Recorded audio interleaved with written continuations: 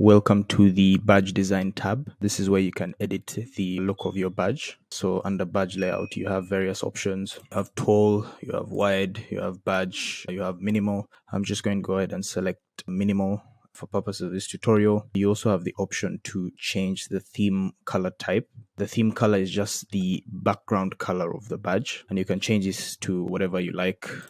In this case, I will just leave mine as blue just to match the colors of the website. If you decide to go with any other of these options, the theme type will be shown in this space right here. So you can also change that. I'll just leave this as blue and change it back to minimal. You can also change the call to action text. So the call to action text is pretty much this guy right here. So I'm just going to change this to say, and you also have the option to change the text color to whatever you'd like. I'm just going to leave this as black. You also have the option to choose when you want your call to action text to show. So be it after 5 seconds, 10 seconds, and so on and so forth. I'm just going to leave it as always show.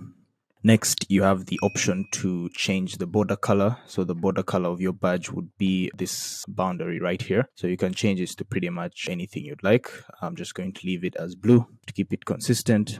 You also have the option to change the display type of your badge. So you can choose between square or circle. I'm just going to leave mine as a circle. Right, next, you can set an animation type for your badge.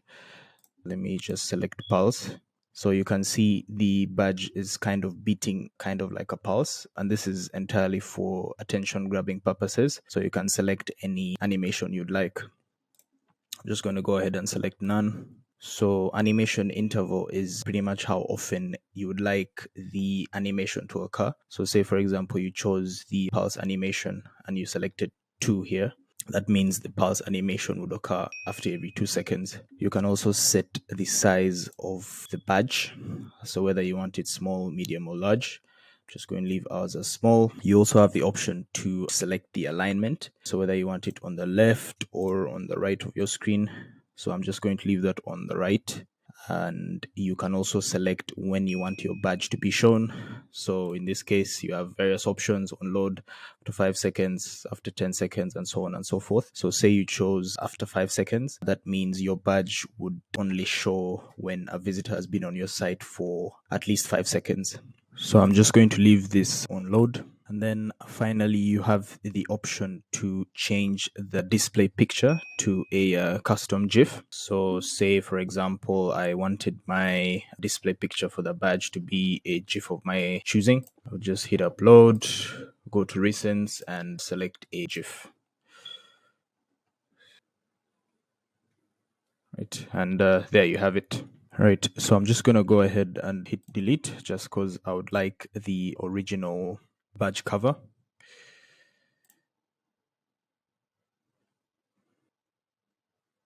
And then always remember to hit save changes after you have done any edits. Right, so pro tip, if you'd like to have a clear background for your badge display picture, then you would simply delete the call to action text and hit save. As you can see, the badge now has a clear background. So this would be a good option, especially if you'd like to keep the badge as clean as possible.